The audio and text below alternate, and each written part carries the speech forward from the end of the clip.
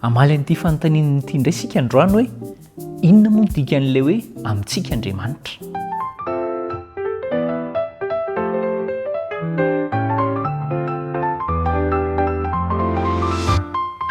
Sarihako avy hatrany ny sainao ho ao amin'ny soratra masina, Jaona 1.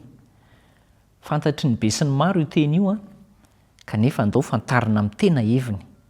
Andininy voalohany amin'ny anaran'i Jesosy.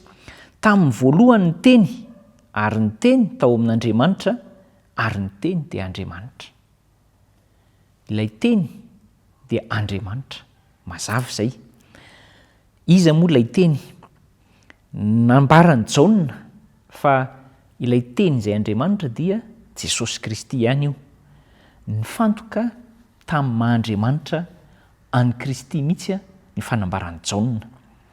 Dia rehefa nitoy ilay fanambarana, etsy amin'ny 4:12, dia tsy nijanona tao amin'Andriamanitra ilay teny fa hoy izy, ary ny teny dia tonga nofo ka nonona tamintsika. Ary hitanay ny voninahiny dia voninahitra mendrika ho an'ny lahy tokana avy tamin'ny ray, sady feno fahasoavana sy fahamarinana. Izay ilay hoe teny avy tamin'Andriamanitra, avy tamin'ny ray. Fa naninona indray ilay teny? Tonga nofo. Tonga nofo ilay teny nonona tamintsika. Ary hita ny voninahiny, hoy ny filazan'ny Jaona azy. Arak'izany tenin'ny soratra masina izany. Tsy hoe tonga nofo amin'izao fotsiny Jesosy, fa tonga nofo nanam-boninahitra ary manam-boninahitra ary miazona an'izay voninahitra izay hatramin'ny asany ataony amintsika ankehitriny. Kanefa inona ny lesona lehibe aotsoahana amin'izay? Nisy fanetretena lalina tao. Ianao zao raha eo ampirenitretena mijery fahitalavitra no andeha irahana hanao zavatra anankiray nefa ny fandaharana ao amin'ilay fahitalavitra tena ankafizinao, dia hoy ianao hoe olo-kafa alefa, na hoe za tsy hanao an'izany. Kanefa ny fanetretenan'i Jesosy raha amin'ny toeram-boninahitra dia izay indrindra hoe nafoiny izay toeram-boninahitra izay. Ilay teny nampisiny zavatra rehetra tonga nofo, nonona tamintsika. Inona ny hevitra ilay hoe amintsika Andriamanitra? Nonona tamintsika ilay avy any an-danitra. Tonga olombelona izy, noravany ny sakana. Inona ny sakana?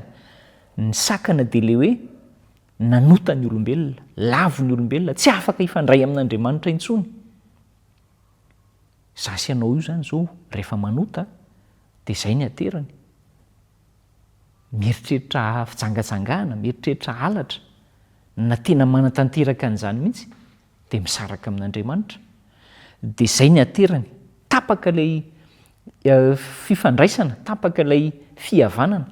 Kanefa izay ny nahatongavan'ilay zanak'Andriamanitra ho nofo dia ny analan'izay fanasarahana antsika amin'Andriamanitra izay mba hampiverenana antsika indray ho amin'Andriamanitra. Nampiverenina ianao nampiverenina isika ho an'Andriamanitra mifalia.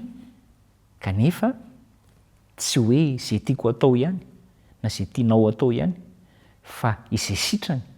Afaka mifaly isika izany manao ny sitrany satria nampihavaniny indray tamintsika. Izao no voalazan'ny Hebreo 2:2, Hebreo 2:2 vakina amin'ny anaran'i Jesosy ilay teny hoe fa iray ihany no nihavian'izy roroana izay manamasina na izay hamasinina, koa izany no tsy mahamenatra azy ianao ireo hoe rahalahy. Tombontsy ngeza be izany natao hoe rahalahy zany. Dia rehefa miantso ny anao hoe rahalahy ny namanao dia indraindray ianao mimeme hoe inona koa izany, fivavahana ihany ve no misy an'izany, fa tena izany mihitsy hoe Kristy miantso antsika ho rahalahy, ary tena marina izany. Dia andininy manaraka eo amin'ny 7:7 amin'ny Hebreo 2:2 ihany dia manao an'izao amin'ny anaran'i Jesosy hoe koa amin'izany dia miendrika mba hatao tahaka ny rahalahiny amin'ny zavatra rehetra izy, mba ho mpisorona be mamindra fo sy mahatoky ny amin'Andriamanitra, mba hanaovany fanavotana noho ny heloky ny olona. Fa satria nalaim-panahy ny tenany tamin'ny fahoriana izay nentiny dia mahavonjy an'izy izy izay alaim-panahy. Alaim-panahy foana tsika isan'andro amin'ny zavatra jerena, amin'ny zavatra eritreretina, amin'ny zavatra atao, amin'ny zavatra irina sy ny sainina. kanefa mahavonjy izay ilaim-panahy ilay zanak'Andriamanitra ary tena miteraka fifaliana tsy misy toy izany ho antsika anie zany hoe vonjena ny alaim-panahy zany satria afaka ny ho tafala amin'ilay fakam-panahy tsika zany, afaka ny tsy ho tafaroboka, tsy ho mijabaka ao anaty fakam-panahy fa tena miala amin'izany dia mandeha amina fiainana mahitsy.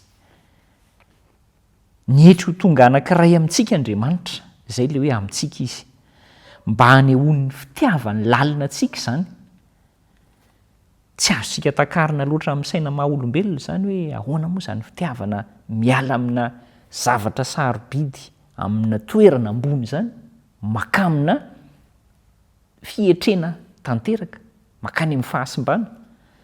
Kanefa tena dia antsika Andriamanitra. Niaritra fanaovana tsinotsinona sy niarana fakam-panahy Kristy. Nizaka fahoriana izy teto. Isika raha misy fahoriana indray mandeha mandalo dia manontany mafy azy hoe fa nahoanany izany no hidonany izany, na hoe nahoanany izany no mizaka azy. Kanefa Kristy dia nizaka ny fahoriana faran'izay mety tsy ho zakan'ny olombelona akory aza. Dia tahaka ny tsara zany le hoe inona ny tolona hatrehan'ireto olombelona reto.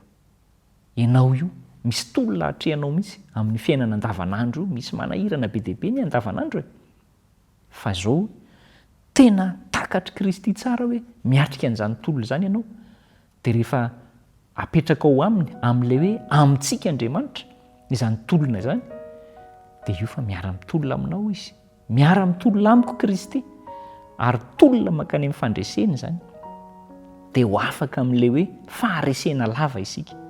Ampaherentsika Andriamanitra mba tsy ho resy foana tsika fa mandresy, satria Kristy no mitondra fandresena ho antsika amin'ilay hoe izy amintsika.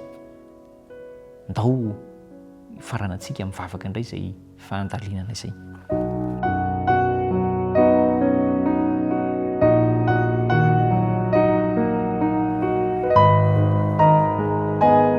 Misaotra Tompo fa zava-dehibe aminay ny hevitry ny hoe amintsika Andriamanitra.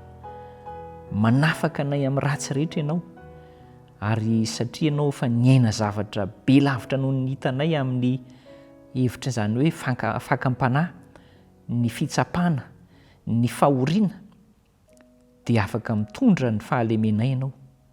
Ampio ary zahay hanankina ny fiainanay, hitondra ny fahalemenay eo aminao, ahafahana mizaka izany sy mandeha amin'ny fahitsiana kosa amin'ny fandresen'i Kristy.